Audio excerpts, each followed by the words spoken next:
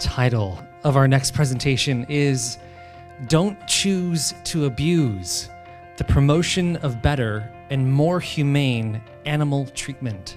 Please welcome Andre Salinas.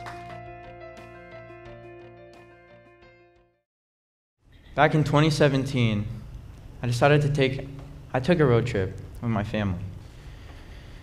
Waiting in the car anxiously and excited to arrive at our hotel, I was ready for a relaxing vacation.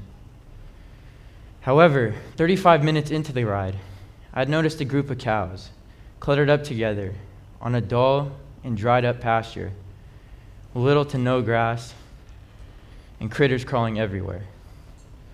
Having seen this discerning scene with my own eyes, I decided to investigate in the production process of beef cattle and dairy cattle.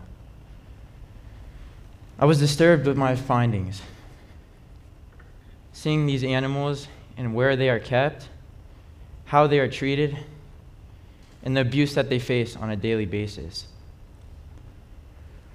Now, having put in the time and research into this issue, I believe that humans, especially Christians, must find better ways and more humane ways to treat animals.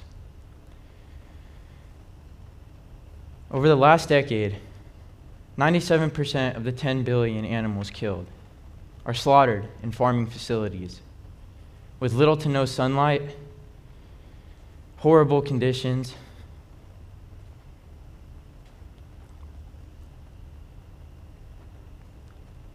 and malnutrition. I do agree that animals must be brought down to their demise eventually to feed humanity. But what ways can we treat animals with respect before they are killed? Why should we care about animals and the way they are treated? But most importantly, why as Christians should we treat animals with respect? And how do we approach the problem of animal rights? According to Genesis 1:26, God gave humans dominion over his creation. But how do we interpret the term dominion?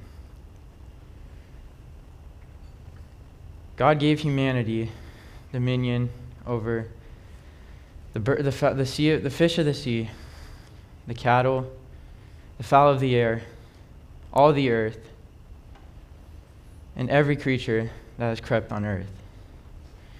The biblical text is clear. We have been given the rights.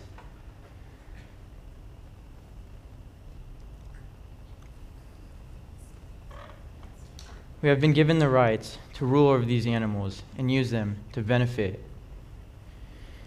However, as time has gone by, over the past few years, we have started to see a decline in this, as hunting has become a popular option for many humans, even Christians. Especially hunting for game and hunting for competition. This practice is where people go out with their hunting gear and target specific animals, such as rabbits, foxes, deer, and rabbits. These animals are either left wounded or dead due to traps, gunshots, and other cruel and malicious traps. Since 2016, 11.5 million people on a daily basis go hunting. This is 4% of the world population. As this may seem like a small number right now, over the past few years, it has started to see an incline. Once we kill a certain species of animals through our immature ways of hunting, these animals will lead to food chain declines. And certain animals that lead to a decline will cause another animal to decline, and so on and so forth. With these animals declining, we will start to see an immediate impact on the food that we eat and the animals that we need to thrive off. However, there is a difference between hunting for survival and hunting for competition. Hunting for survival ensures us that we will have food on the plate for families that are struggling to provide for their families. Megan O'Geeblin, an essayist and columnist who earned her Bachelor of Arts at the Moody Bible Institute, argues that, yes, we may have the right to eat animals, including plants, as stated in Genesis 9:3-4.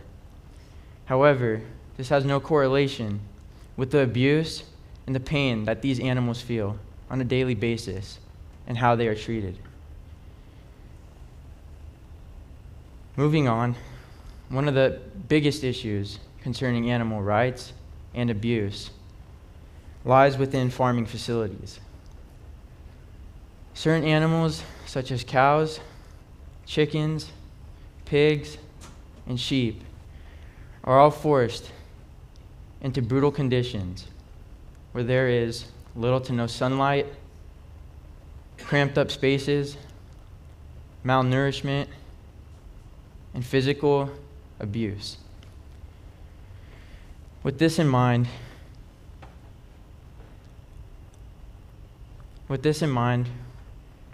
these animals are also fed steroids, artificial antibiotics, and other hormones.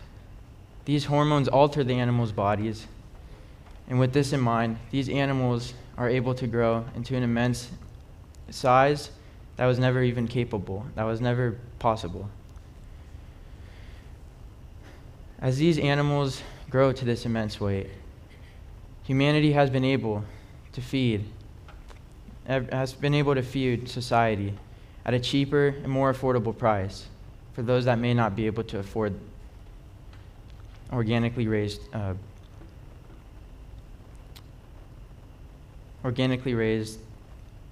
cattle. However, as Christians may see this as a benefit, these animals are being kept in very, very brutal conditions. And with that in mind, these animals are also not able to move due to their immense body weight breaking down their legs, forcing them to be stable and not move a single muscle.